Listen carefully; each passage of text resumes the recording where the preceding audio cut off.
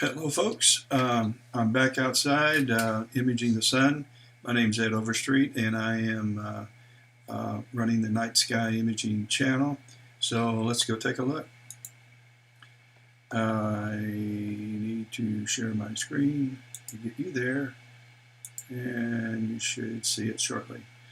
There's been a lot of prominence activity on the rim of the sun just lately, and I'm currently taking some time-lapse video of this, and I'll ultimately put it into a short movie kind of to show the activity that's going on. When you're imaging the sun, you really don't see the movement, and that begs the question, and how do you ever get to visually see what's going on? And the best way to do that is to take a time lapse, and you can see the changes in the prominence as they loop and swirl and get really active.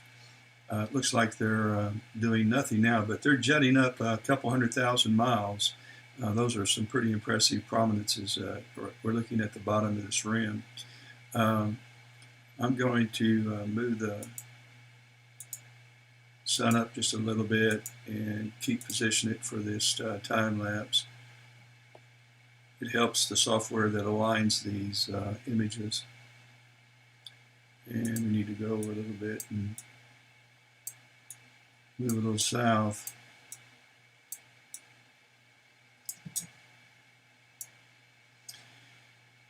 I've been imaging it most of the morning. I was actually imaging the can't talk. The surface. There's a spot, sunspot that's developed, and I've been kind of keeping an eye on it to see what kind of activity, if any, is going to happen. And in a few minutes, we'll stop this time lapse and head over there and take a look at it. I need to do something while I am thinking about it. Let's see, shut this window out.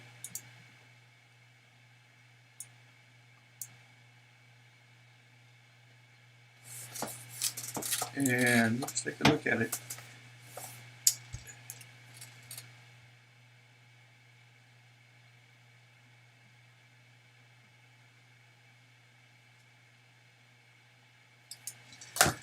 Okay, I'm back. We need to move the sun up some, or the sun down some, and so we'll kick it west a little bit. Not a lot. And there we go. This has been going on for a long time. I got up at, I was imaging, doing some deep space imaging last night, and while I was gathering some subs, I booted up this software program, see if I can find it real quick. Where'd it go? And let me find it here.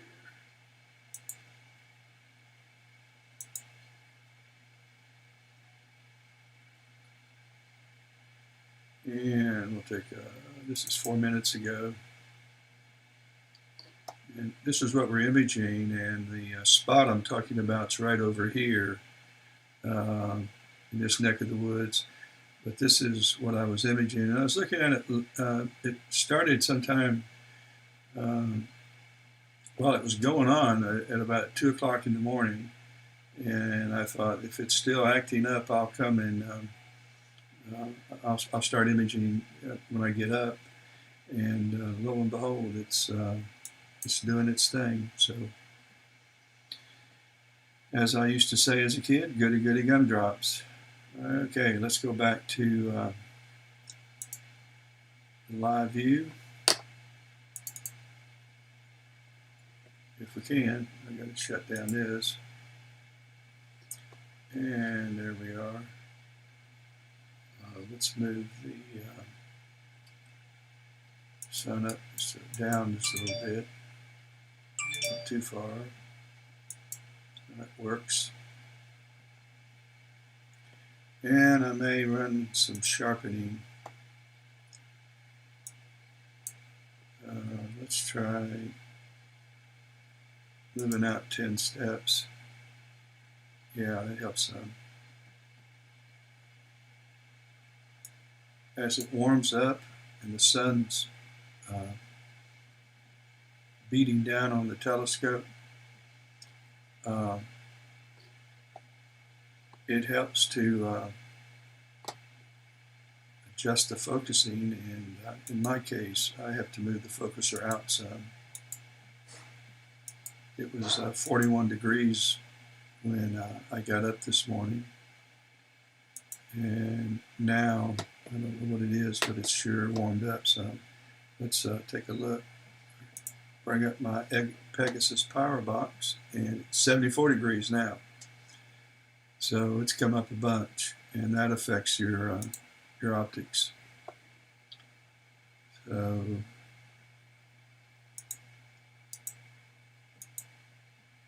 put a little bit in. Okay.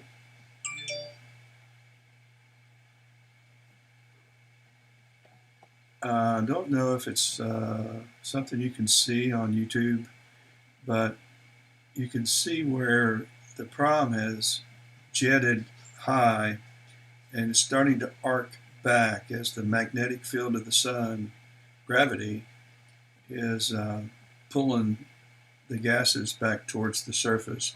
There's some more activity along the rim. It's actually going on all around the rim, so it's a pretty active view we're getting for a change. There's always a little bit of activity, but sometimes it's no more than this little bump right here, which in the grand scale of things, the Earth's about the size of that little bump. To put things in perspective, if you could put 1 million Earth-sized planets inside the sun, it would hold them. You could also put 1 billion suns inside the star VY Canis Majoris, which is the largest observable star we found to date.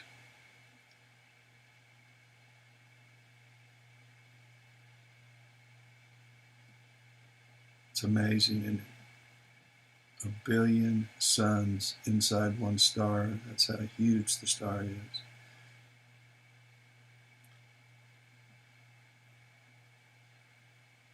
We're just knocking off one exposure right after the other, and I'll go through them and delete a bunch and keep some, and hopefully I'll have around 300 to put into a time-lapse video, and it will show some of the rocking and rolling that's going on the surface, some of the movement.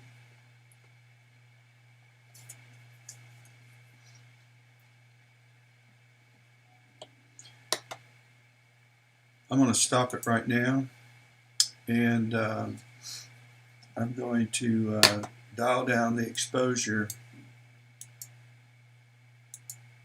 and let's bring the gain down to about 90's fine, and let's bring the exposure down to, oh, that's good. We're at 90 frames per second, and that's fine. And let's change, well, that's fine. We'll go at 4 times sidereal speed, and let's start moving. I'll take you over to where the sunspot is that I started following. The sun is, from our advantage, looks like it's rotating from left to right.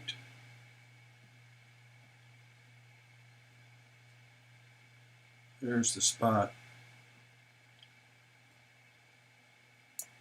right here. I'm curious. Let's overexpose this and see if there's any proms going on here. There's a little activity. Not much.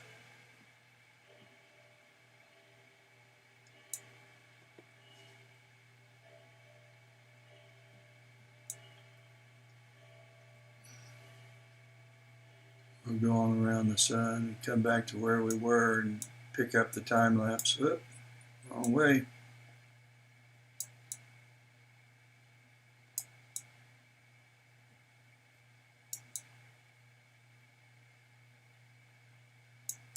Trying to get it to move north.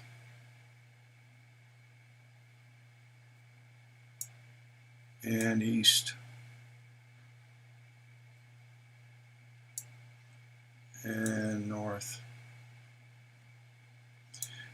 You do see some other spots, but that's dust and crud that's developed on the optical train, the sensor, the quark chromosphere, the hydrogen alpha filter.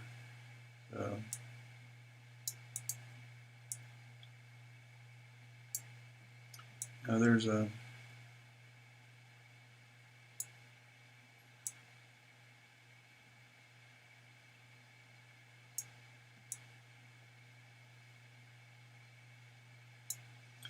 when you do a time lapse of the surface of the sun, you can see the swirling of the gases on the surface. It's pretty cool.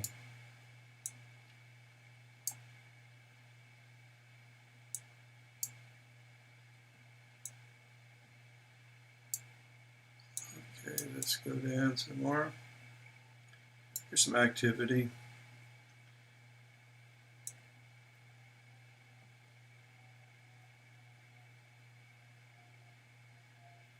That's about all we're going to see noteworthy wise on,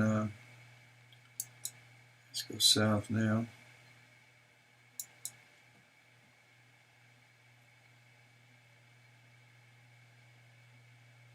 I'm going, deck has a lot of backlash, so, and we're back to where the proms are. I'll center that. Let me go back and overexpose again. Bring out the proms. We're going to go to 210. And we want to bring the exposure up to 16 is where I think we were. Okay. Now let's, we need to go east. Just kind of center up here. And south, and east, and south, and north. Now not too far. And let's nudge it up west a little bit. And let's go north a little more. And we'll kick off another.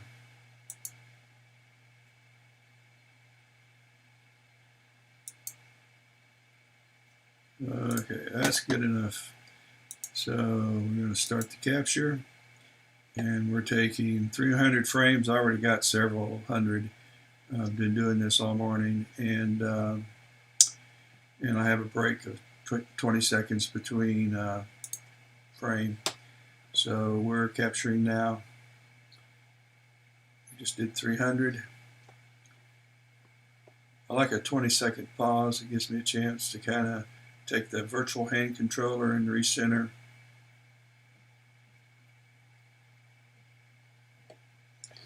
I am actually inside, and this is what the solar scope looks like. I'm using the one on the bottom, which is an Astrotech 65 EDQ. The green moonlight focuser, and then attached to that is the quark chromosphere by Daystar, and then I have a 170 ASI 170 for monochrome camera. I have a tilt adapter to adjust for the Newton rings. On top is the Daystar Scout solar telescope, but I'm not using that right now. I may later, but for the time being, I'm using the 174. It has a wider field of view, and I like her better. Okay, we're back at the sun, and I'm going to move this north a little bit, or south a little bit.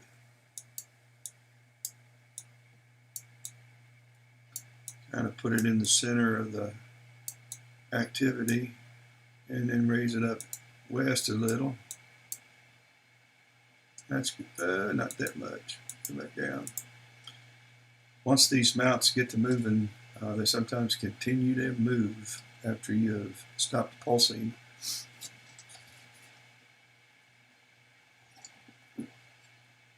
Looks like I'm losing some focus.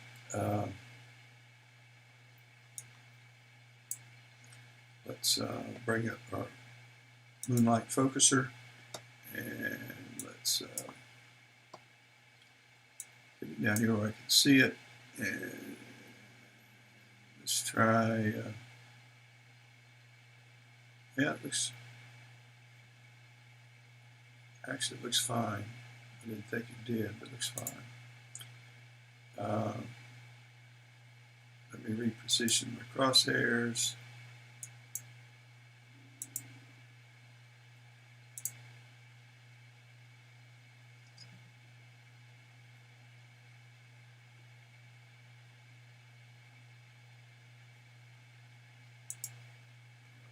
And let's reposition them. And let's move it over just a tad to the south. And we'll just start to capture back again. As you can see, it requires some babysitting to nurse the mount.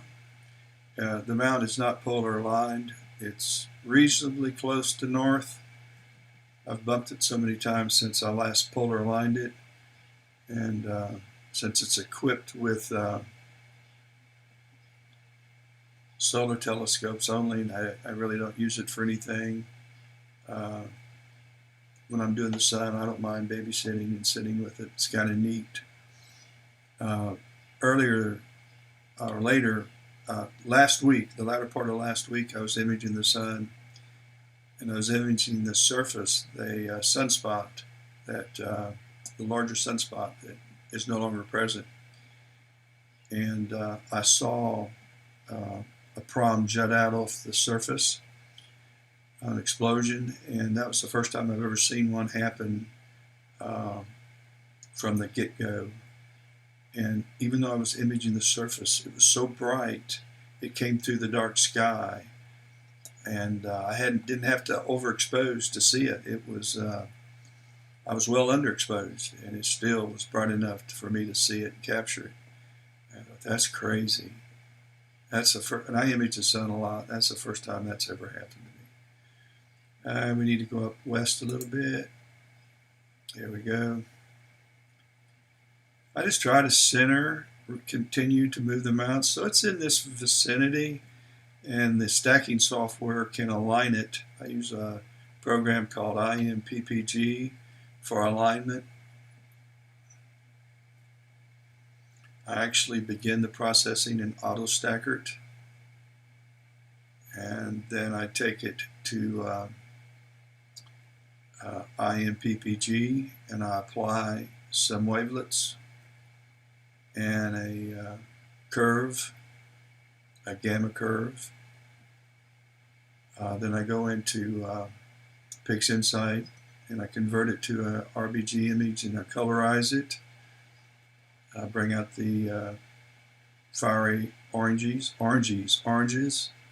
colors, and then it's back into IMPPG for alignment, and then into PIPP to convert it into a GIF movie.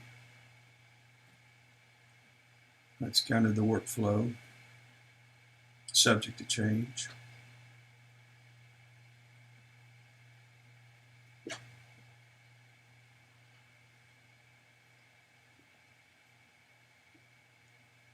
These are really fun to image to me. We've had some clear skies the last 2 nights, and I've gotten quite a bit of imaging done. I want to actually go over to PixInsight. I'm drizzling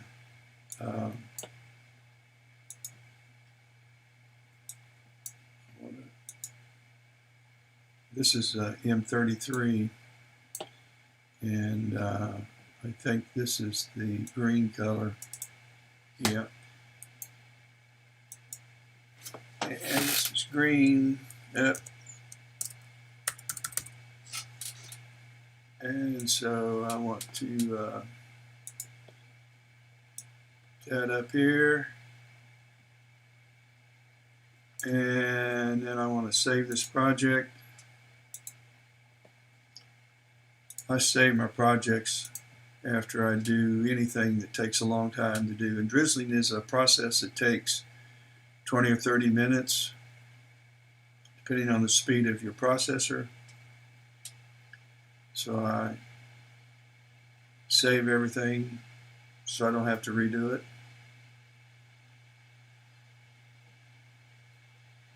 Taking longer than usual.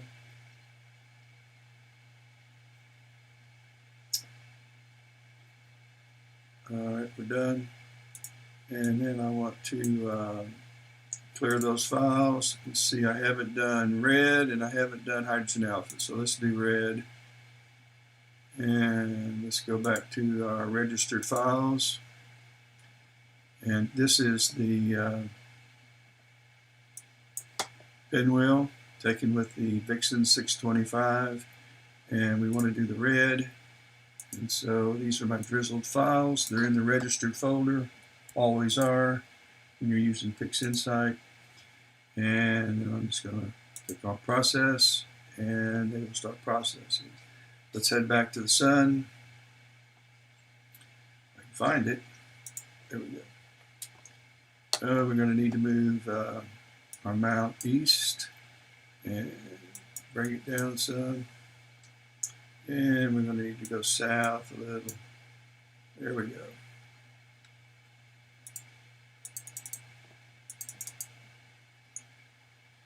And we'll knock off some more.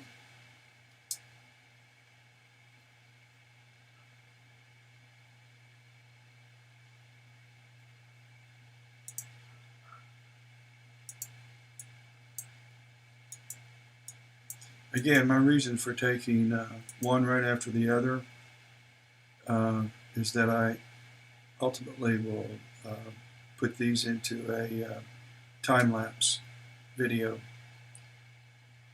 And I want to show the activity. I want to show the movement this prom is going through.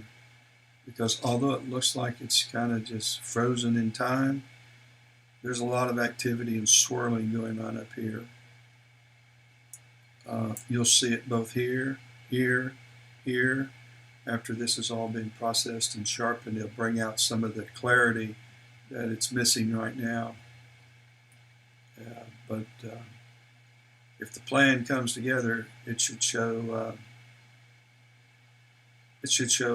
some real activity on the surface that actually is going on. Difficult to see with your just taking one picture point in time. Well, folks, that's it. I'll come back to you and post my video probably on Facebook and in the Night Sky Imaging channel and on the Astrobin website when done. That is, if it turns out. If it doesn't, well, we just won't mention it. And you just cross your fingers when you start trying to align these things and process them. And so with that being said, hope everybody has a great day. Find something good to say to somebody, and you're going to feel better for it, and you're going to make their day.